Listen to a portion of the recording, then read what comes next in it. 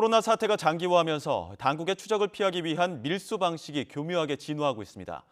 해외 유명 브랜드를 모방한 가짜 핸드백과 의류 등 정품으로는 시가 1,200억 원 상당의 위조품을 국내에 대거 반입한 일당이 잡혔습니다.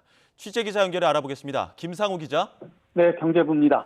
네, 상당한 규모로 보이는데 어느 정도 규모인 겁니까?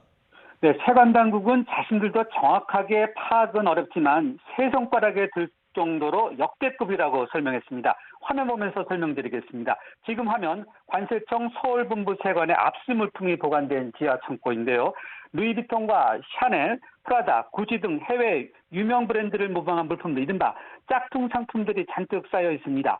2018년부터 최근까지 6만 1천여 점, 정품 시가 1,200억 원 상당의 위조품을 중국에서 불법 반입해서 판매하다가 세관에 적발돼 남은 물품 15,000여 점입니다. 위조품을 조직적으로 국내에 유통한 일당 4명이 상표법 등의 위반 혐의로 세관에 검거됐습니다. 조사 결과 코로나 사태가 장기화하면서 당국의 추적을 피하기 위한 밀수 방식이 교묘하게 진화한 것으로 드러났는데요. 코로나 사태 이전에는 보통 이른바 보따리상을 통해서 들어왔는데요.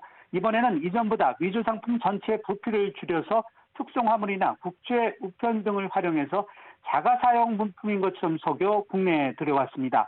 물품은 진품인 것과 거의 같은 방식의 꼼꼼한 포장을 해서 반입하고 특히 상표 라벨도 따로 반입했습니다. 반입 과정에서는 명의를 수십 개 도용했습니다. 코로나로 보따리상 밀수 활동이 어렵게 되자 비대면 밀수를 택한 것인데요. 반입한 다음에는 따로 반입한 라벨을 물품에 부착했습니다. 위조 상품은 인천 등 경기도에 있는 비밀 창고에 보관하면서 위탁 소매 판매업자를 통해 국내 소비자에게 판매했습니다. 소매상만 가입할 수 있는 위조 상품 도매 사이트를 회원제로 운영하고 최종 소비자에게 물건을 배송할 때는 허위 정보를 기재했습니다.